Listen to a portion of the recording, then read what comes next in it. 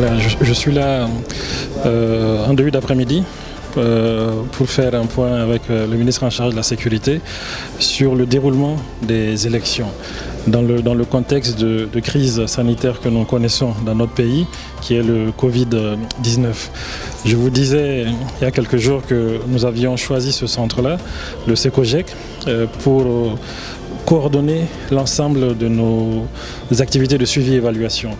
Riposte vis-à-vis de la pandémie et toutes les décisions stratégiques ou politiques qui doivent être prises sur la base d'une plateforme qui est ici quotidiennement et qui se réunit et qui nous remonte les informations.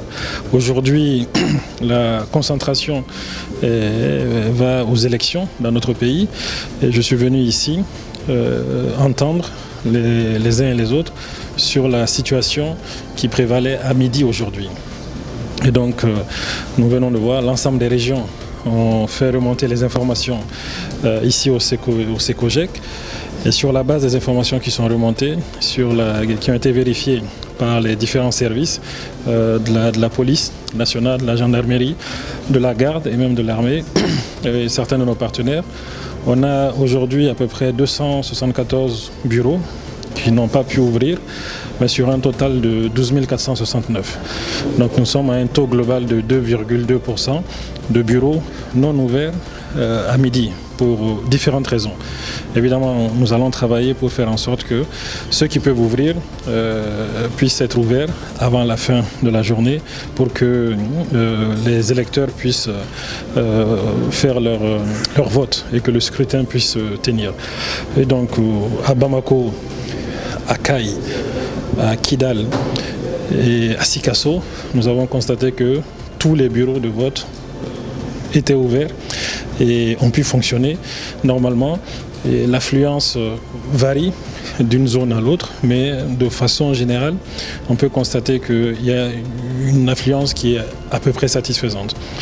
Les efforts vont continuer jusqu'en fin de journée et nous allons faire un autre point avec le ministre et les ministres concernés vers 18h au moment de la fermeture des bureaux de vote. Autre aspect, c'est les dispositifs ou les dispositions que nous avons souhaité prendre avec l'accompagnement de nos partenaires pour la prise en charge de la pandémie Covid-19 dans les bureaux de vote. Nous avons fait un point sur cela aussi. On est à peu près satisfait, mais il y a des défaillances qui ont été observées dans certains centres et dans certains bureaux qui sont en train d'être corrigés au fur et à mesure. Et d'ailleurs avec l'aide des votants, parce que certains des électeurs qui se présentent dans ces bureaux-là, dans ces centres-là, parfois nous font remonter l'information directement et nous essayons de corriger au fur et à mesure.